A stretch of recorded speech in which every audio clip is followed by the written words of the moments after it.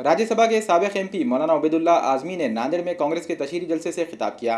कांग्रेस की जानिब से नांदेड़ हल्का जुनूब और हल्का शुमाल के उम्मीदवारों की तशहीरी मुहिम जोरों पर है।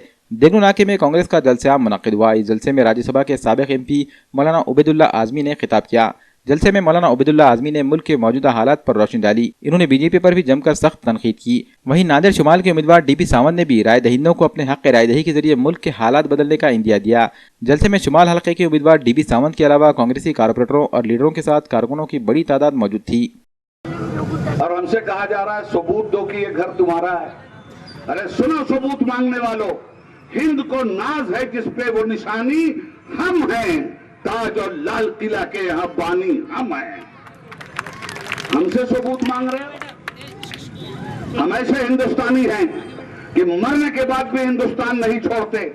जब जीते हैं तो हिंदुस्तान के ऊपर जीते हैं, और जब मरते हैं तो कब्रिस्तान में हिंदुस्तान के अंदर रहते हैं। न जिंदगी में हिंदुस्तान छोड़ते हैं, न मरने के बाद हिंदुस्तान छोड़ते हैं। फिर भी हमसे ये गिला है कि वफादार नहीं। खैर, मुल्क में मजहब की बुनियाद पर सियासत नहीं होनी चाहिए, और जो लोग भी मजहब के नाम पर सियासत करते हैं वो मुल्क की सियासी रूह से खिलवाड़ करते हैं। जो लोग कौम को बांटकर सत्ता की रोटी सेकना चाहते हैं वो लोग इस मुल्क की कौम को उसके सुनहरे मुस्तकबिल से महरूम करते हैं। इसलिए मेरे भाई, आप अपनी ताकत को पहचानिए, अपनी यूनिटी को पहचानिए, और सिर्फ कांग्रेस का दौर देखिए और ये 5 साल का जमाना देखिए। अगर आप चाहते हैं कि हालात को बदला जाए तो बेईमानों को आसानी से नहीं बदला जा सकता। वो तो लाठी बरसा रहे हैं आप पर, कर्फ्यू लगा रहे हैं आप पर, गालियां दे रहे हैं आपको, मजहब को बदनाम कर रहे हैं, मजहब के नाम पर रोटी सेक रहे हैं। आपका फर्ज यह है कि ये जो इलेक्शन आया है, इस इलेक्शन में अपने वोट की ताकत से फिरका परस्ती के नाद को कुचल दीजिए। ये वोट है आपका जो फिरका परस्ती के नाद को कुचल देगा। और आपने श्री DP सावंत साहब को जो बार बार जितवाया है, तो DP सावंत साहब ने आपको कभी महरूम नहीं किया है। आज भी आपका ये अजीमुशान लीडर, आपकी धरती से जुड़ा हुआ आपका लाल, आपके लिए लड़ाई लड़ता है। कल भी लड़ा था, कल भी लड़ेगा। इसलिए ऐसे सेकुलर रहनुमाओं को असेंबली में पहुंचाने की जरूरत है। आजादी के बाद इस देश में कभी भी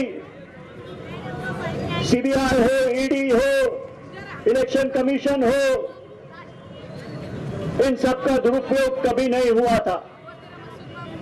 आज जिस लेवल पे इसका दुरुपयोग हो रहा है, हम सब हैरान हैं, लेकिन कुछ कर नहीं पा रहे। लेकिन करना तो पड़ेगा ही। और ये सबसे अच्छा रास्ता इसके लिए कौन सा है? तो आप ये मतपेटी के द्वारा ही कर सकते हैं दोस्तों, ये आपने समझना चाहिए।